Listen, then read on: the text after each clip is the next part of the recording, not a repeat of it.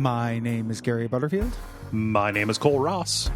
And you're listening to Best Quality Vacuum, the Duckfeed show about the Vince Gilliverse. That's Breaking Bad, El Camino, and Better Call Saul.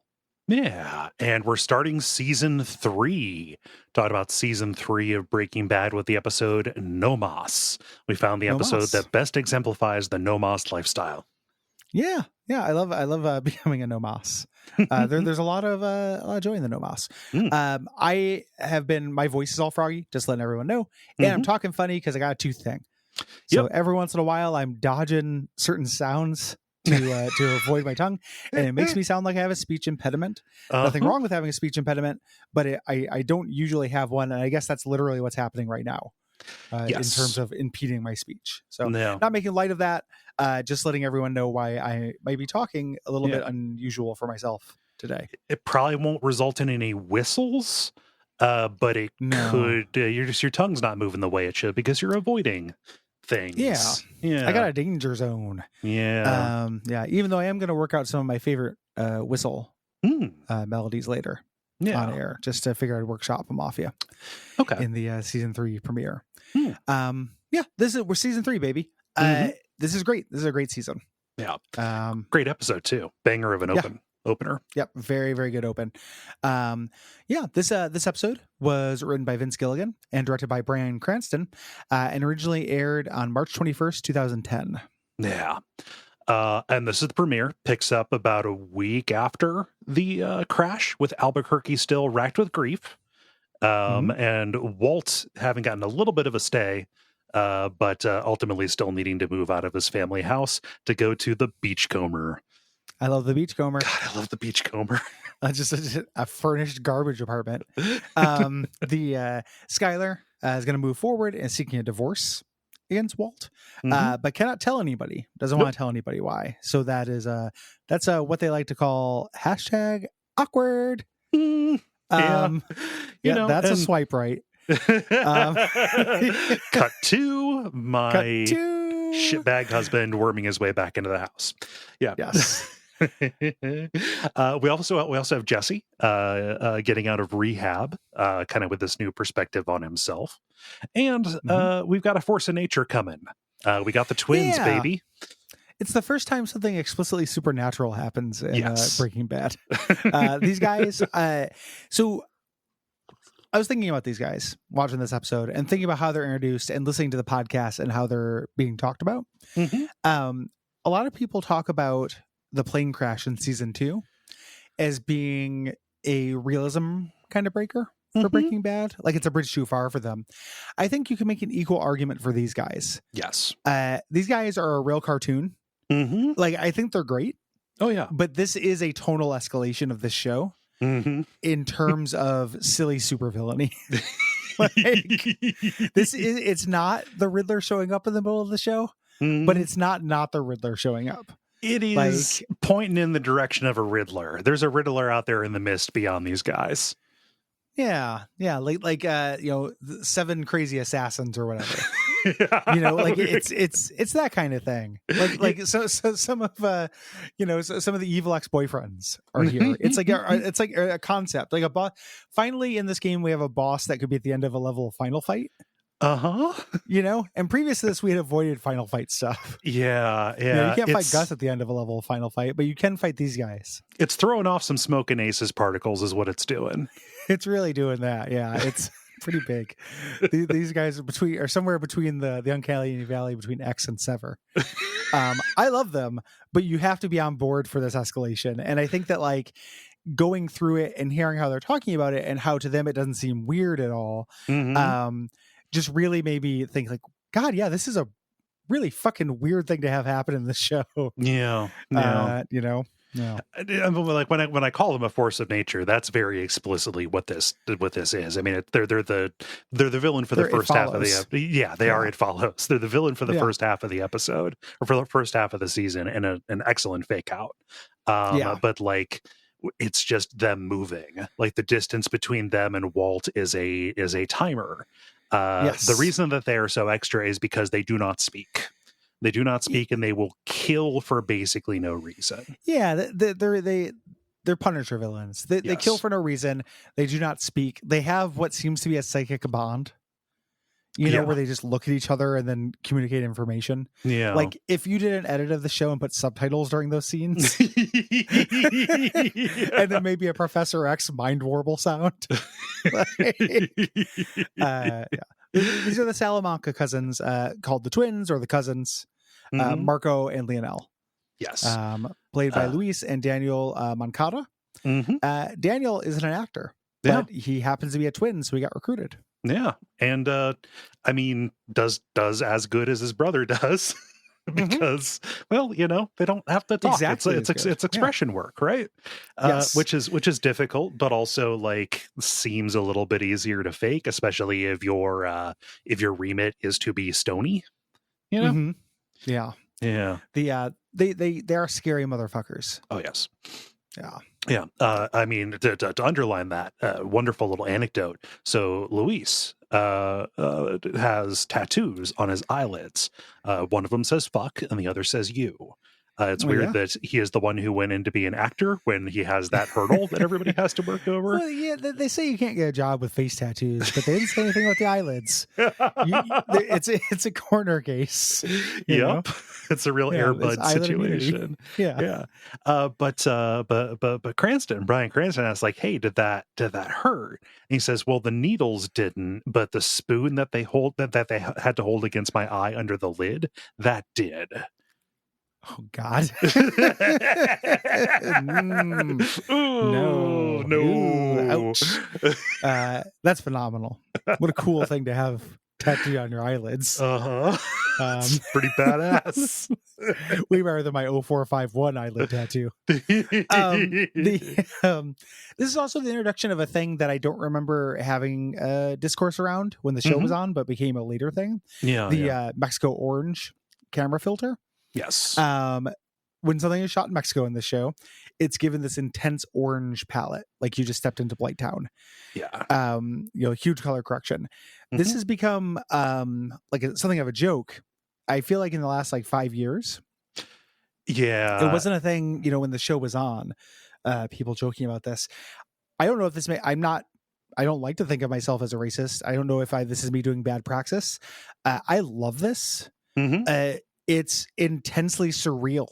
Yeah. Like I don't obviously I don't think Mexico is orange, but by doing this venue change and making it look so surreal, like the surface of another planet, I think it plays well with the show, with the theming of the show.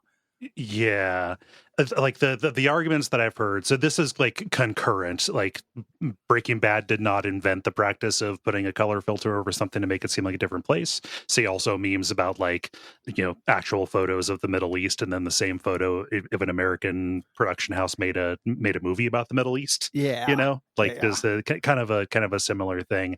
I can see an argument about it. I would be a little bit more kind of icked out by it if they did not also show you have the cousins and people reacting very reasonably to the cousins, right? Yeah. Like the actual, day-to-day people are not presented as alien. They're presented as people living under different circumstances. That would be the line too far for me. But I don't blame anybody for looking at this and thinking like, oh yeah, that's kind of shitty and othering. In a way that I'm happy that they dropped it for Better Call Saul, and also had people like Nacho, like they have like Nacho and Nacho's dad specifically. Yeah. They started having point of view characters. To me that feels intentional. Like again, I understand the argument as well. Yeah. And the idea of just using shorthand for another country, I don't think it's great. I think that in the moment of the episode, the effect is really cool because you never see anything that color saturated, almost on TV. Yeah, in general, I think the effect is really neat. It's going to be up to the individual whether they think it's worth it. Yeah, but it works for me on a personal level. Even if I believe the harm that it can do. Yes. And there are a lot of ink has been spilled about Breaking Bad and the way that it presents border communities and the way that it, portrays just the Mexico cartel kind of crime, kind of things. All of that is out there. I don't know that it's for us to decide. well, I know it's not for us to decide, paired with some of the bizarre things that we see going on around the cousins, and also kind of paired with like the objectively really cool folk religion stuff that we get in this. It is a heightened effect that is, it is able to be appreciated, I think. Yeah, I think so. For me, it is. You know, you can draw your own line. People listening, I think. The podcast for this is the longest one they've done so far, and it's a fun listen without being that educational. Okay. They have Aaron Paul and Bryan Cranston on it, and they're fun goofballs. God, I love when they bust each other's balls. It's so good. They do it. They do a lot of good busting each other's balls. Like they get asked what kind of preparation they do, you know, to work together for these intense scenes and everything. And Bryan Cranston's like, when you have like just one incredibly handsome actor and one that looks all right for a little kid. And I just just very funny. You know, they're very funny guys. One of the things that they make fun of in this season, and It's Always Sunny, Bryan Cranston loves talking about acting and the craft. Like, he's so likable, but that's usually a red flag for me. Yeah. You know, somebody just being like, yeah, but when you tread the boards, I mean, thus is acting. Like, he says shit like that non-ironically. Right. You know, but he's such a funny, charming dude. You know, so the commentary, I didn't learn a whole lot. It was just, you know, I think that the biggest problem with that commentary, or the podcast, is that it's spoiler free. Oh yeah. It's killing it. Like they have to be coy. They're just like, well, these two they're codenamed the cousins, okay? You know, and I'm like, do you know how poorly this will age? You know, when people go back to this and have, you know, seen the entire show. Next week, I think it's like next week where they check in with Tio. Like, you know, it's pretty frustrating. So not a lot of great information, a lot of charisma. Pretty much the same with the commentary. As much as I like Vince, I think that the commentary really benefits from him not being there on this one. Cranston, as the director, takes the lead. And overall, like, it is still kind of hung up on a lot of production details, which are fun, right? Like to hear Cranston's genuine joy about the fire stunt in this, and kind of like pointing out the seams, like, that's real cool, you know, like, oh, like here's how that was pulled off. And you get a little bit more like perspective about like acting choices, right? Which is good. It's a little bit more in the direction of things that I appreciate. But you also had you had Skip McDonald as the editor in on this one. You had the cinematographer, whose name escapes me right now. I apologize. And then Aaron and Anna talking about the acting stuff as well. So like it was a good room that kind of led to a little bit more of a constructive kind of thing, as opposed to like back padding, right? Yeah. The podcast has a lot of back padding. It has Dave Porter on it as well. And that thing about Vince not being there, I think, is right on, because as much as he's very likable, he is the biggest cheerleader for back padding. Yes. You know, he's just like, well, we got to hand it to these people. And I'm like, I love that you're being gracious, man. But like, I don't know, do that on Twitter. Just, like, we're here to provide information, and like, but I don't know, you can call out, not read your thank you cards. Yes. You know? Yeah. Let's get into it. Wonderful cold open. In this small village that was just an abandoned village that they found when scouting, with people crawling across the ground. They do some of those cool classic Breaking Bad misdirects here. The first guy, we're going to find that they have a bandana tied around their elbows and knees. This is for padding. The first guy, it pans down meaningfully to the one on his knee, and it looks like he's injured. You know, this is a show where people get shot. So I'm like, oh, something bad has happened. This guy's crawling away from somebody who shot him. You know, but then they zoom out and there are more people. You know. And amidst this field of people crawling, up pulls a nice car. And it's Vince Gilligan's car. It is that Vince Gilligan's car. Does this guy have a nice car? Yeah, he does. They busted his balls about it. It was charming and not that informative. But out get the twins, and we get a good look at them. You know, they are bald. They are in these very flashy, like almost shiny, like silver gray suits. Mm-hmm. Yeah. And they're wearing pointed toes with these silvery steel, or pointed shoes with these silvery steel skulls at the tips. They look like bottle openers. Yeah. And then, you expect them to be above all this shit, and they just look at each other and then get down and crawl themselves. Uh-huh. And they beat everybody. Mm-hmm. There, it looks like a race for a second. Yeah. And this is mirrored, them crawling is mirrored very well at the midway point of the season. Yeah. They reach this little hut that is decorated with all these flowers. They get inside, and we get to look around. There are, similar to voodoo, there are high and low culture things. People are leaving like a little luchador doll and stuff. Yeah, as a statue, and they light a candle and they leave an offering, a big stack of cash under this candle to Santa Muerte. A saint of death, not presented as a in human form like normal saints death itself. Yes, the lady in the white dress. It's so good. Yeah. Like voodoo, it is kind of this mixture of folk religions and indigenous religions, also with a huge overtone of Catholicism. Yeah, you get some Catholicism as a binder, almost. Yes. Yeah. And they say they talk about this in the commentary, but like Santa Muerte is like, you could either like people will give offerings either when they want somebody to die, almost like an avenging angel kind of thing, or they will say like, oh no, like just thinking this person needs protection, right? So it kind of like is both ways. This is just somebody whose domain is a neutral force. Is death. Yes. Yeah, and there's nothing, it's non-judgmental as a religion. Like the idea is you can come to this force of death with either way. It's neither good nor evil. They're also, it's real good in the podcast. They go out of their way to point out like they're not trying to portray this religion, to a couple million people follow, as like evil or the religion of drug dealers or anything. No.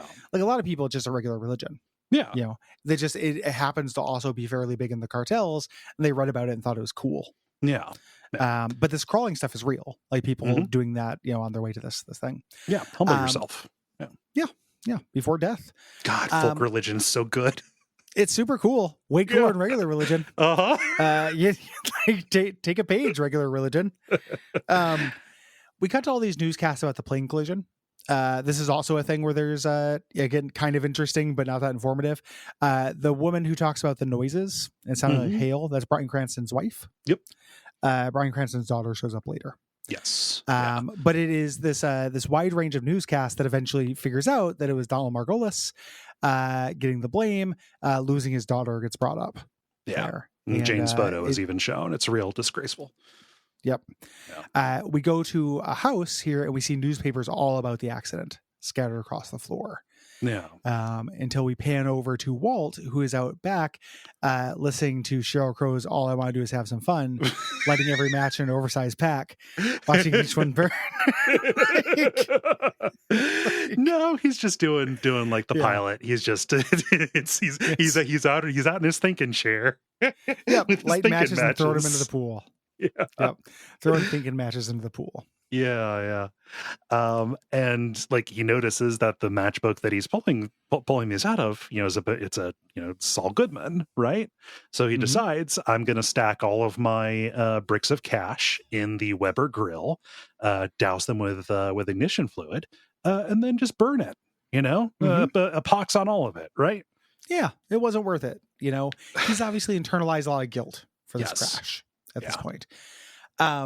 They let this go for a while. I actually counted. It's about 8 seconds. Yeah. Until you see in his eye that he doesn't want to do this, and then about 10 seconds before he actually takes action.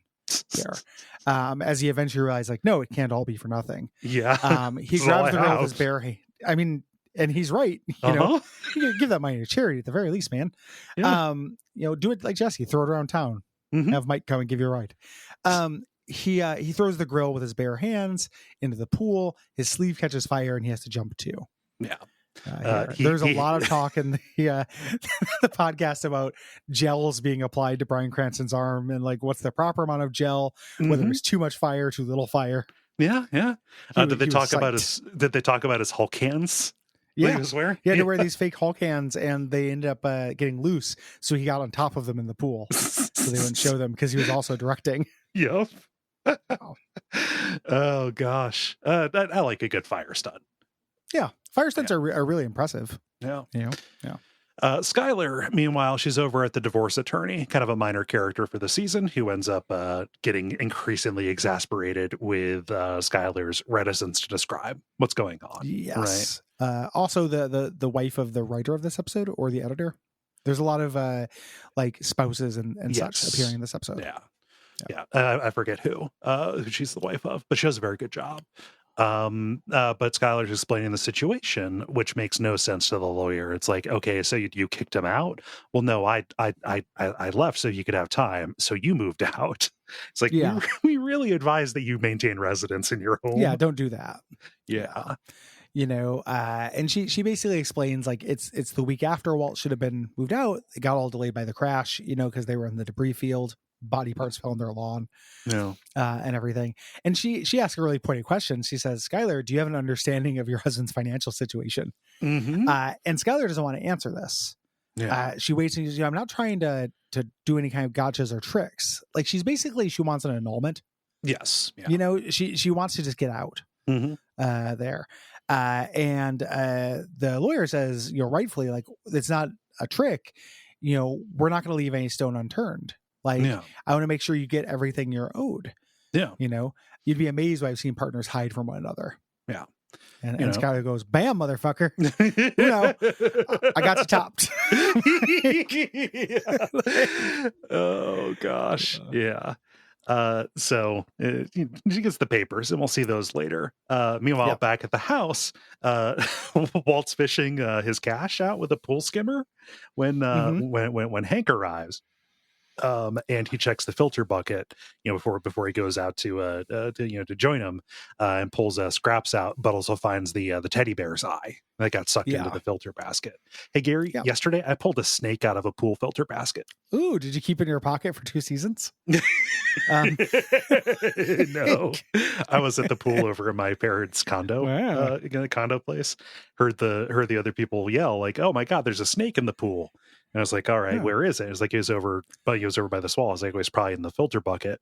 Pulled out a coin and unscrewed the top. It was a little 8-inch garter snake. So to the delight of everybody, I reached in, grabbed it behind the head, and then threw him into the bushes. Cracked it in half. And wrung it out of my mouth and drank the blood. The delight of everyone when I swallowed it in one gulp. Rubbed my tummy and sang a song. And then just gave out a big old burp, and he tried to escape, but I slurped him back down like a piece of spaghetti. I burped him a snake skeleton. And I played it like a xylophone. Yep. Nice. Yeah. I love a garter snake. Yeah. Cute. Him keeping this lends itself to a lot of what I find to be very mildly annoying online theories about, like, Walt keeping a trophy from all of his victims and stuff. Whereas I just think this is the kind of thing you would do. I know this just felt very real to me as the kind of thing I would do. Like, I'm just going to hold on to this. Like, I don't know why. It's a weird thing. That was a big important thing. Here's the thing. Yeah. It is an unusually, like, well-produced stuffed animal eye. So he puts that in his pocket as Hank rolls up, and Hank is talking about the crash because Hank is in hell. Here, this is an emotionally vulnerable situation which Hank hates. And he talks about his 9/11 on steroids, all that stuff. It really sucks. And then he starts trying to give advice to Walt, and his advice is very funny. He's like, "Listen, you make a tactical retreat, then boom, get in there," because nobody knows what's going on. Like, nobody actually knows the context, so they can only give this kind of shit. He doesn't go bong. He goes bong. Bong. You're back, baby. The perfectly clear bong sound that he does. Like I don't know where in the mouth it lives. It is not the human speech mechanism, like the pharynx you need a lyrebird's like syrinx to do this, to make that sound. Our mouth parts won't do it. Have you heard like remixes where people take that as a sample? No. People will take the bong as a sample and then like makes just like chiptune songs out of it. Hell yes. Yeah. I gotta find that. That's great. Dean Norris is a very gifted comic actor. Yes. I love him. Walt eyes his duffel bag full of cash and goes to pick it up, and Hank takes it. You know, hey, you're not supposed to be lifting anything heavy. You just had your fucking, chest was open like a cabinet. Yeah. And I love this moment so much. This was the teaser for season 3 that was on the season 2 DVD. He grabs and goes, Jesus, Walt, what do you got in there? Cinder blocks? And Walt looks and goes, $500,000 in cash. And he takes it as a joke, and it's great. He just laughs and goes, that's a spirit. Keep it up. I love buddy. it so much. It's so good. Just the impunity that Walt feels right now. Yeah. Just like everything is sucked lately. Oh gosh. I mean, it's either impunity or he just doesn't care. Like, just I'll take this risk because he's not going to believe me. He's not going to look through my shit. He wants to get out of here as quickly as possible.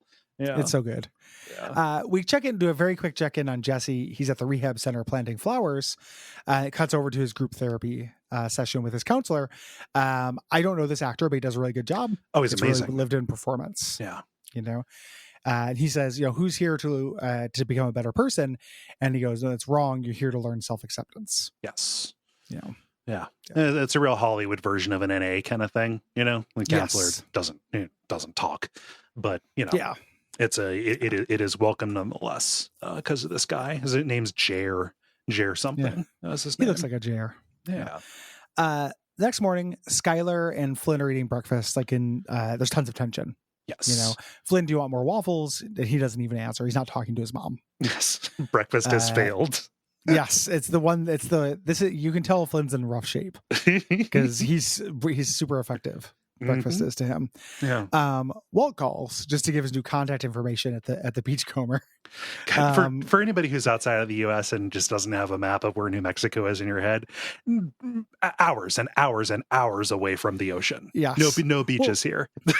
And I don't know if this kind of divorced dad apartment complex is common knowledge, but these are a real thing. Like in The Simpsons, when Milhouse's dad, I sleep in a racing car. That's like a real place. Like my dad lived in a couple of those. When I wouldn't stay with my dad at a couple of these things where it was just like a bunch of bachelors at furnished apartments. Yeah. We find that our freshly single residents, need to come in at a moment's notice. Yeah. Well, and the idea is they all think they're coming back. They're not going to buy a new couch. They own a couch. Yeah. So these are real things. And they always have names like the Beachcomber. Yes. Even in this line even says like, it's not as nice as he says something else. I can't remember what it is, but another one. Yeah. But Flynn, he steps away from his mom and picks up the phone saying like, hey, I want to ride to school. Kind of a reverse of, him wanting nothing to do with his dad. Now Flynn he just doesn't want to go with his mom. Yeah, a real thing that happens. Walt's at his apartment making himself a peanut butter and jelly sandwich. The Jesse phone rings, his second cell phone. He checks it. He has a text message that just says Poyos. Right. And this would ordinarily be an emergency. He's not going to follow up on this for a while. He goes back to his sandwich and cuts the crust off and then keeps cutting until there's barely a sandwich left. Him picking up this habit is part of his trophy theory. Oh, geez. And then we cut to what I think is the best scene of dark comedy in the show so far, and maybe of the whole show. This is so funny. This is S+ tier, is what this is like, and it is such good character thing too. As well, like on Walt's part, which is obviously the center of this, the crux and the climax of the scene, but like all of the students, any of them who give their little speech, it's the very earnest girl kind of bookended by the two little dipshits. The dipshits are so funny. They're good jokes, and again, it's really well observed, right? Like you're in a town where this happens. I don't think you're going to shake it off. Like everyone is going to shake it off like nothing. Right. But there were definitely people in high school who would be like, okay, now we get the day off. Yeah. And now we have an assembly. Like, this doesn't matter to me because nobody who I knew was affected. That's a very teenage outlook. So these dipshits would be dipshits. But we cut in on this guy. It's a whole school assembly. Just for everybody to collectively process their grief, and they make the mistake of handing out the microphone. Anybody who wants to speak. And cut in on this on this guy saying like, I just find it very hard to concentrate because of all of the horrors we perceived. I'm searching for words. Yeah, and they say. In some colleges, if you come home, your roommate's killed himself, like he's just hanging in the closet, you get an A for the semester. And I just think that would be the compassionate thing to do. And the teacher cuts him off. Very funny. Girl, this is Bryan Cranston's daughter. Gets up and talks about how how would God allow this? The principal says keep it secular, and then she just says she's tortured by the sound of the explosion.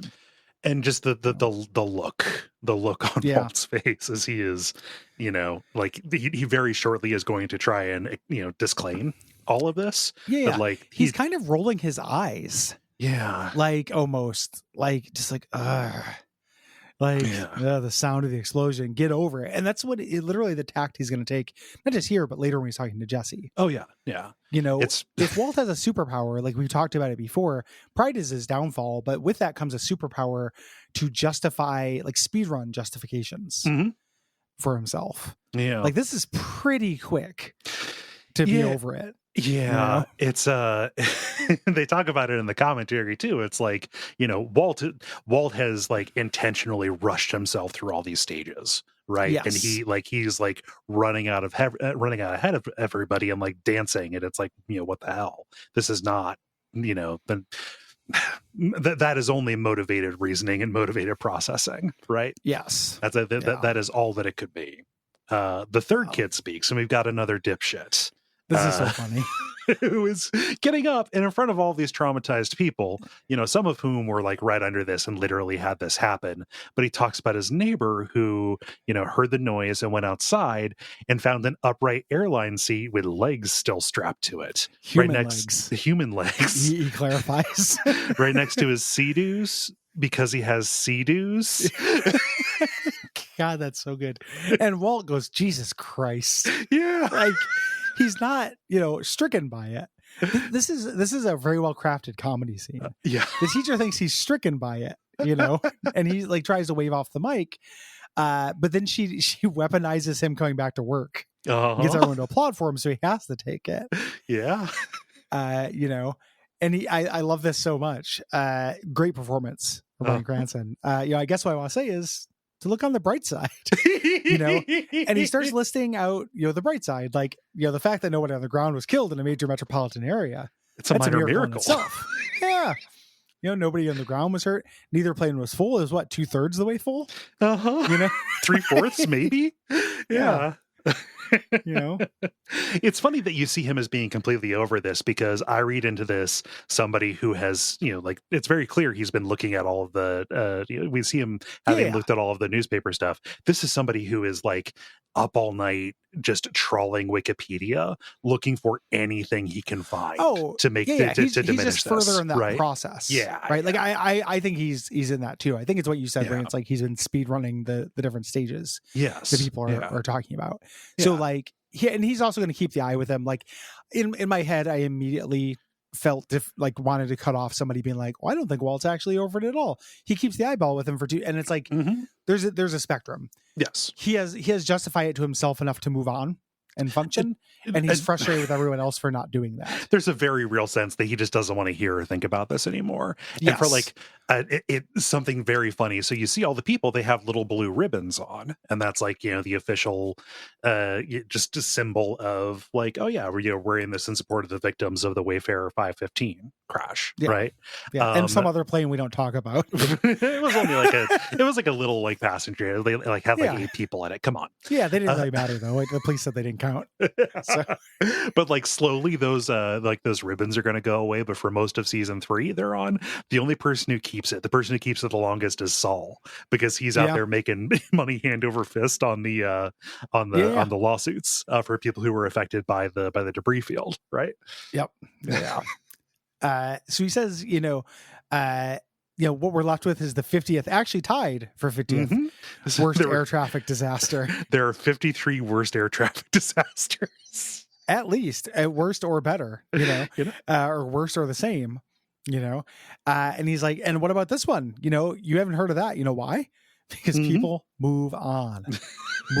And they survive. It's ridiculous. And he's just caught in a loop, just saying people survive, they move on. And watching all the other teachers just groan at his bullshit, it's a very funny scene.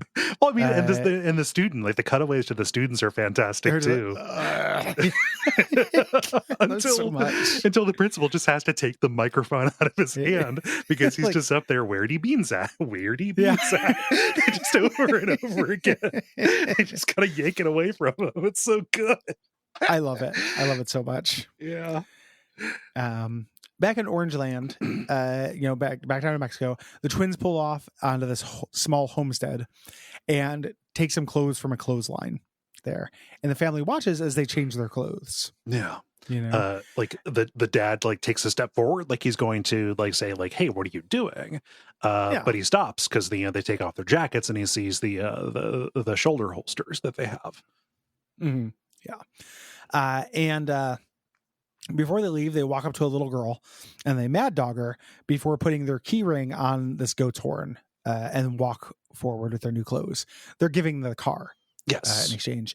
I am fine with this. I think them randomly killing the other group of people is a little, I mean, I know they saw their face, but so did this family, right? Like the cartel morality is a little bit inconsistent for me sometimes. To a point. I think. Yeah. I get, exactly. I get that they're supposed to just be, I guess it would be more interesting to me. My understanding of one of the things that this sensationalizes about the cartel, right?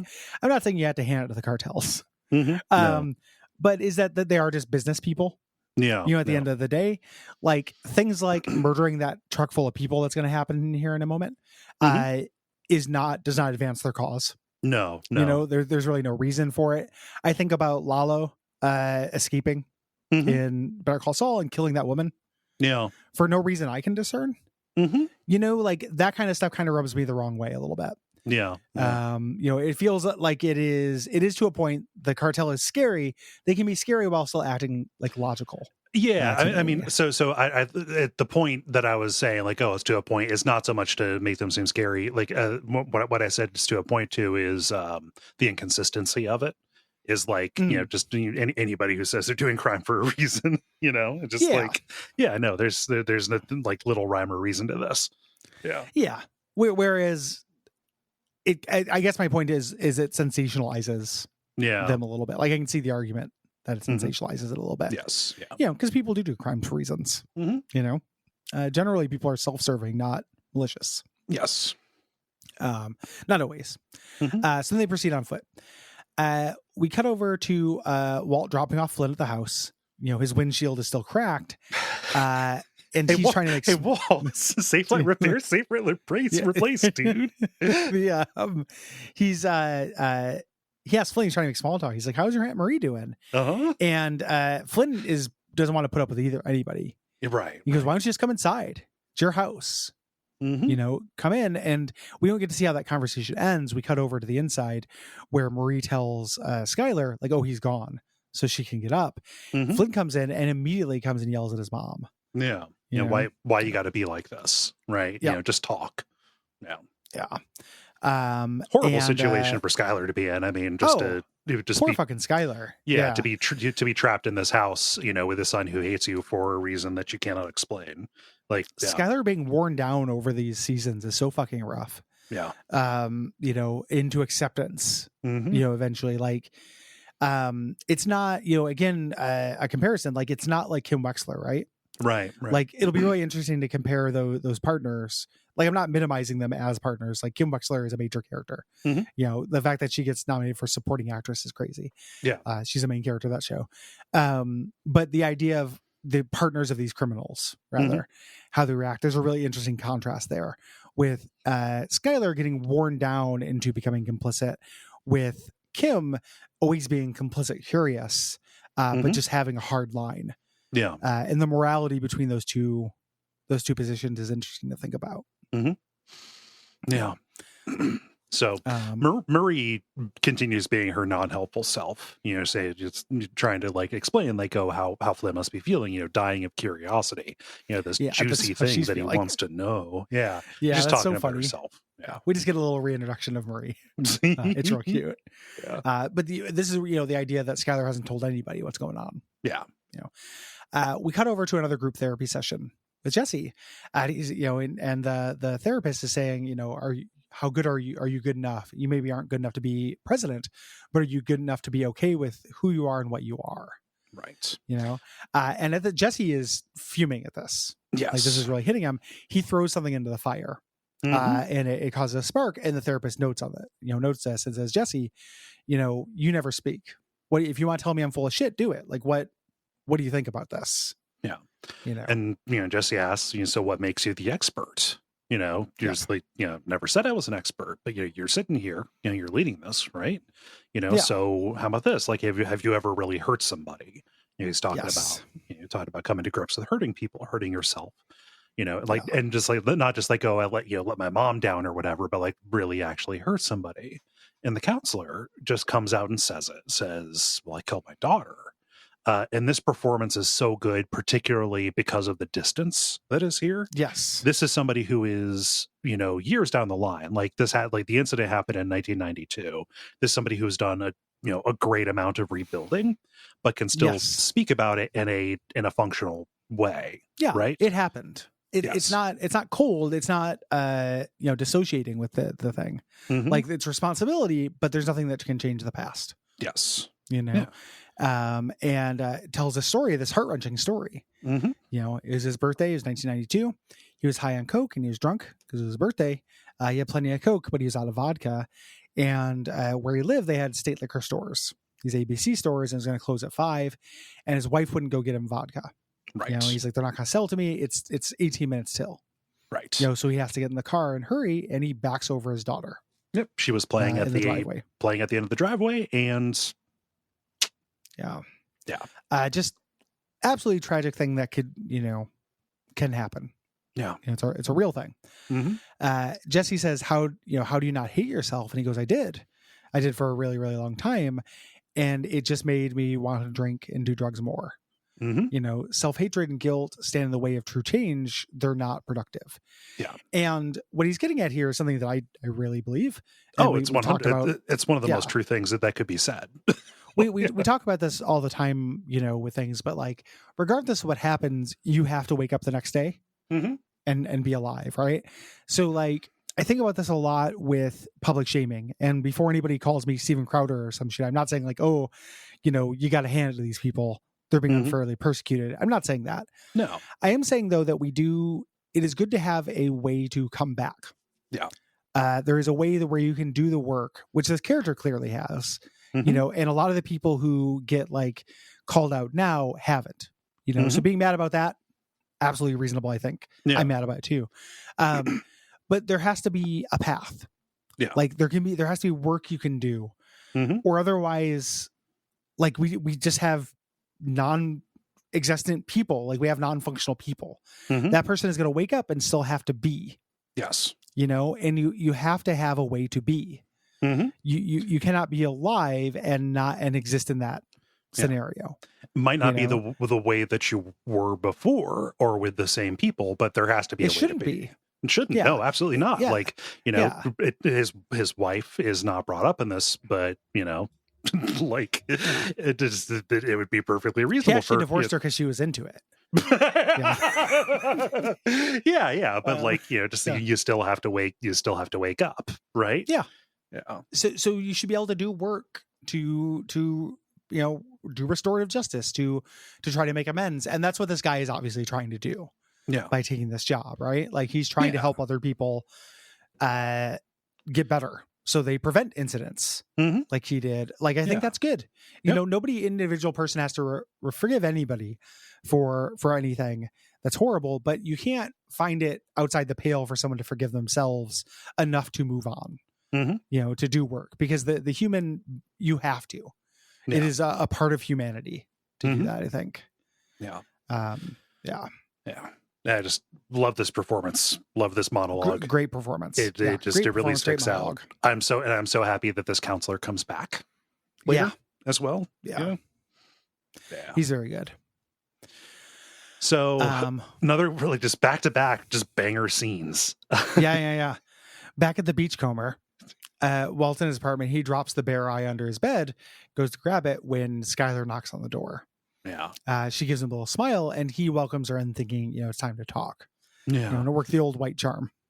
God, the faces in this are so good. Like just I mean, Skylar walking in, clearly having been crying the whole way over, or like having spent time in the car in the parking lot, just completely wiped out. And like Walt's hopeful little look as she walks in as well. You know, like just get like, okay, here we, you know, like if it Walter's whole thing, if I'm talking, I have a chance to win.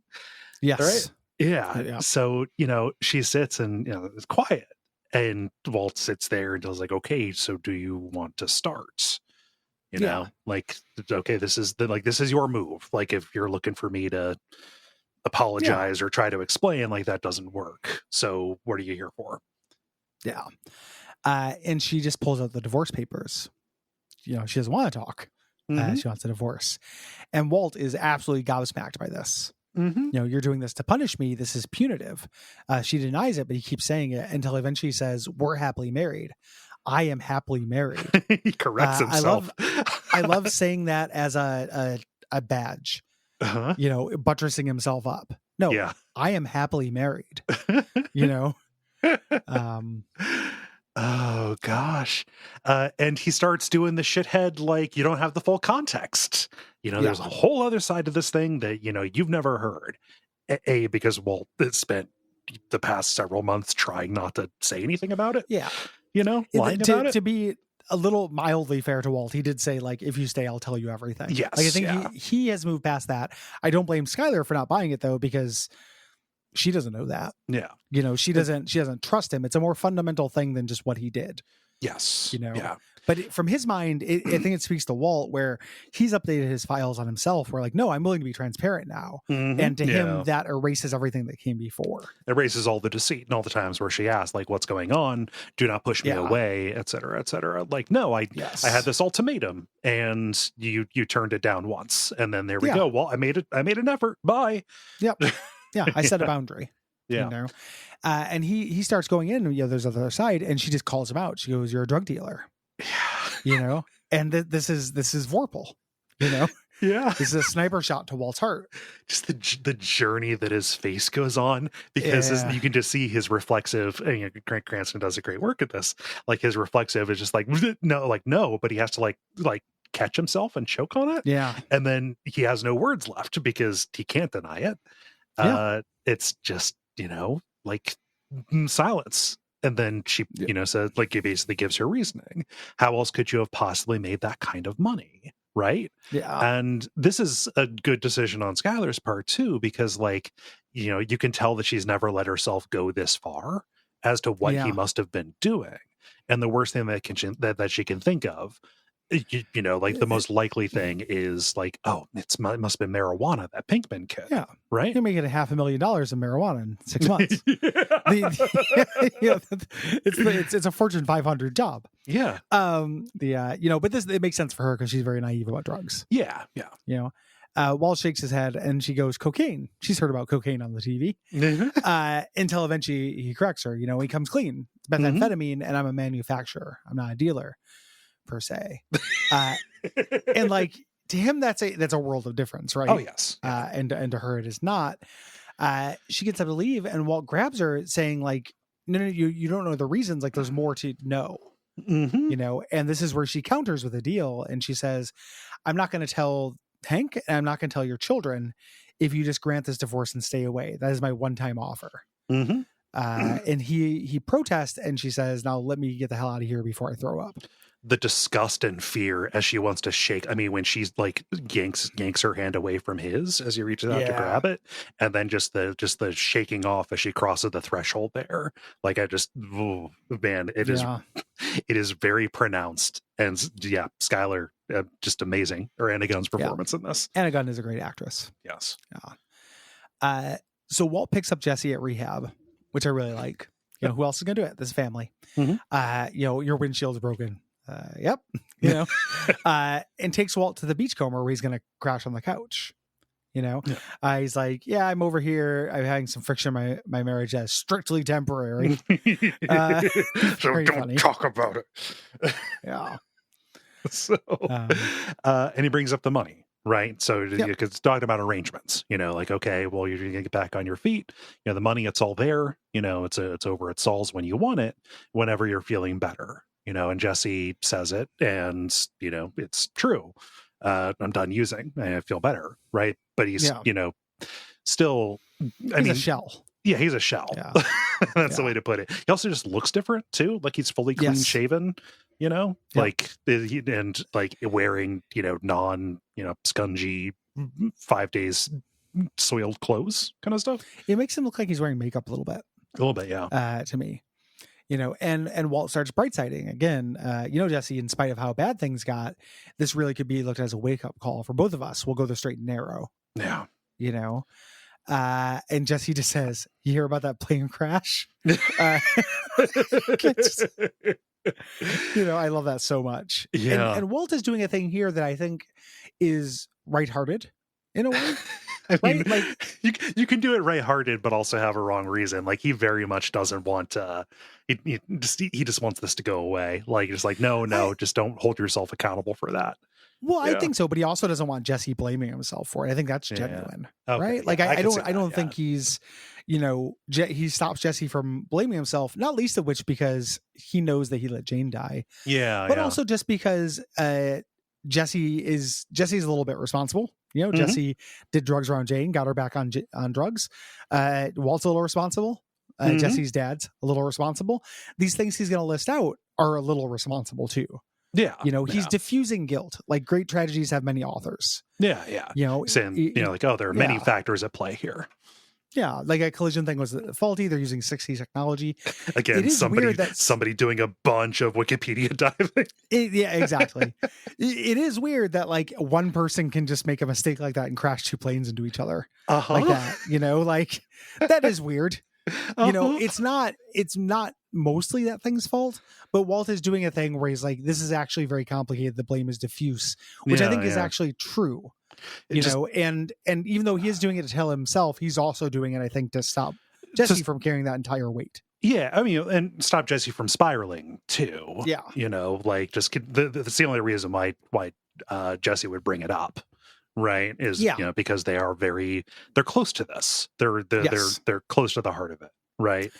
You know, I mean, there's just something about the real like kind of like the snaky delivery on that's public record. You can look that up.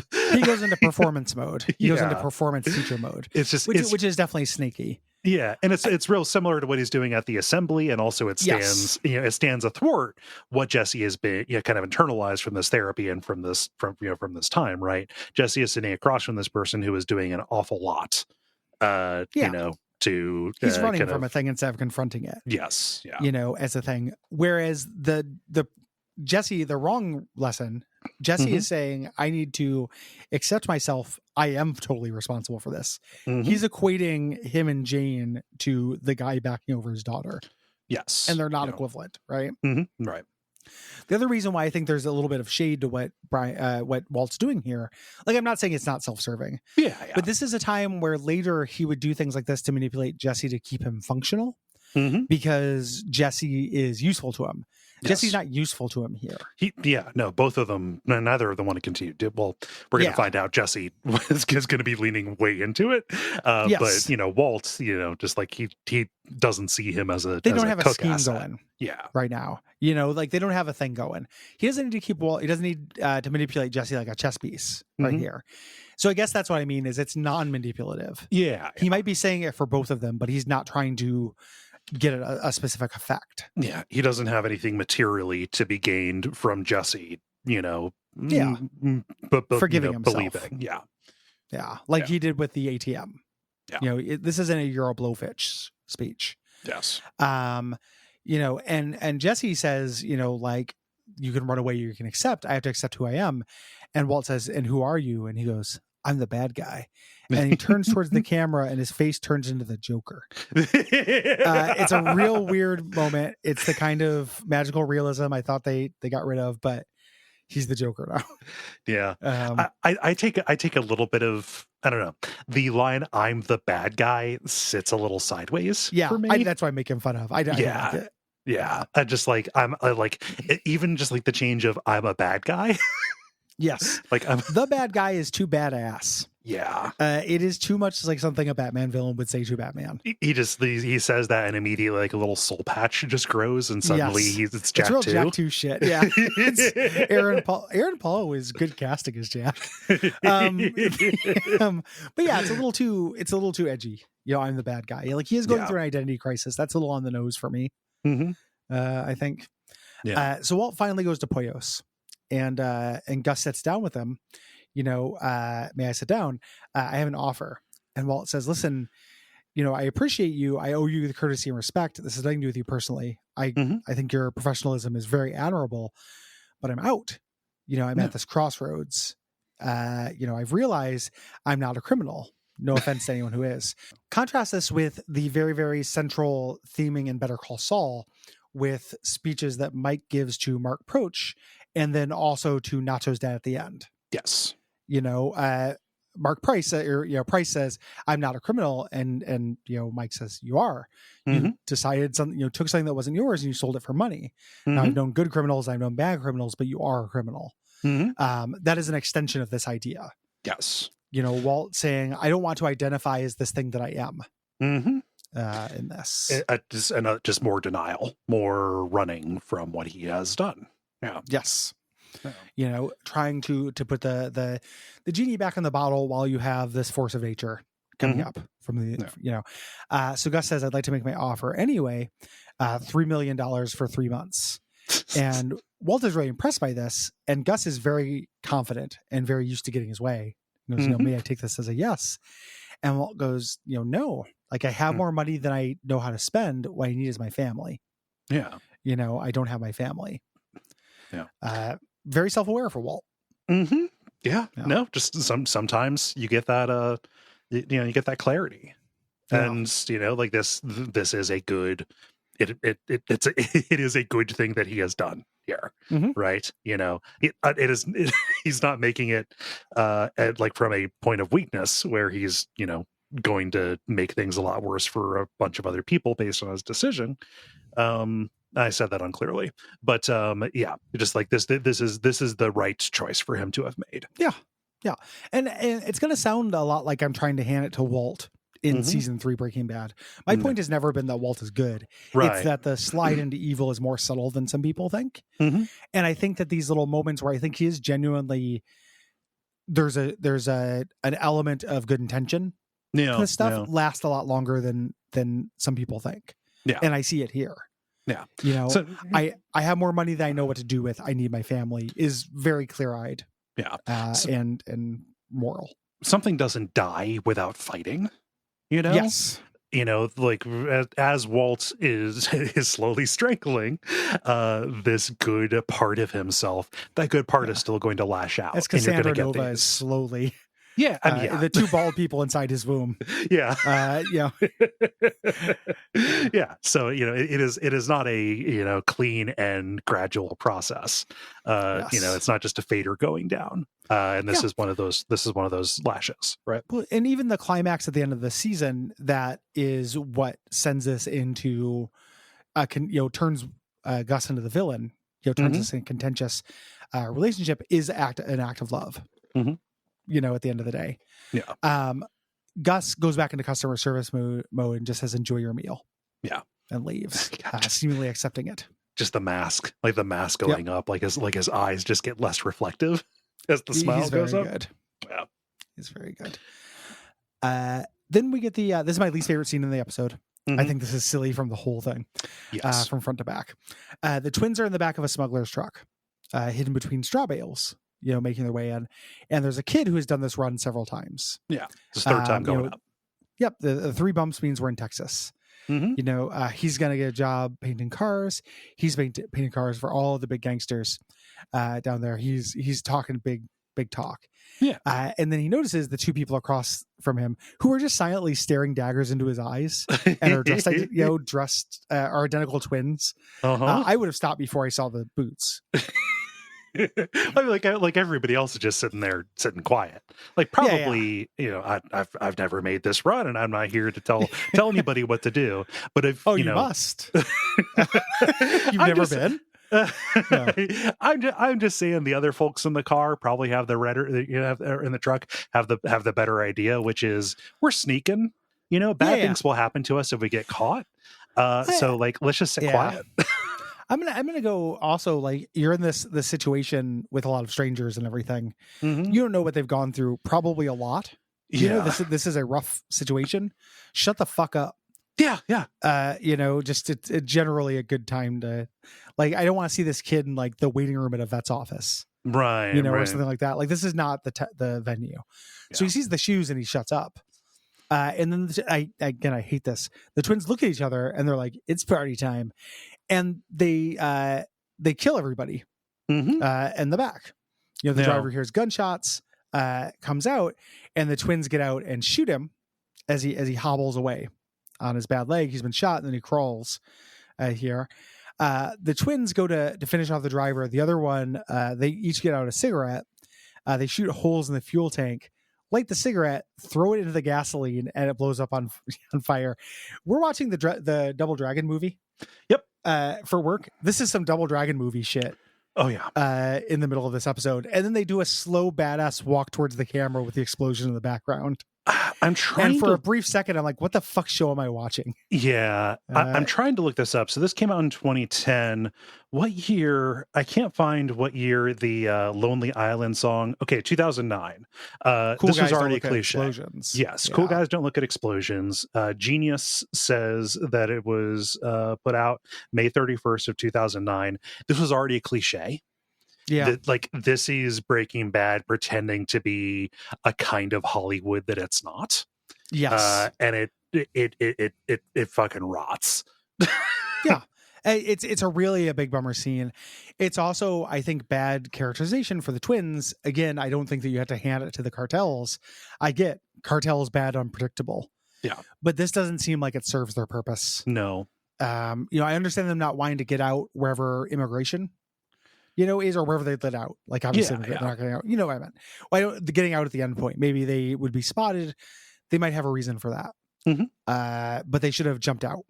Yeah, at the back. Or I don't know, anything. It's just weird to me. I mean, I don't like it. Looking at it from a practicality standpoint, and I've got no idea how much practicality should apply when we're talking about force of nature.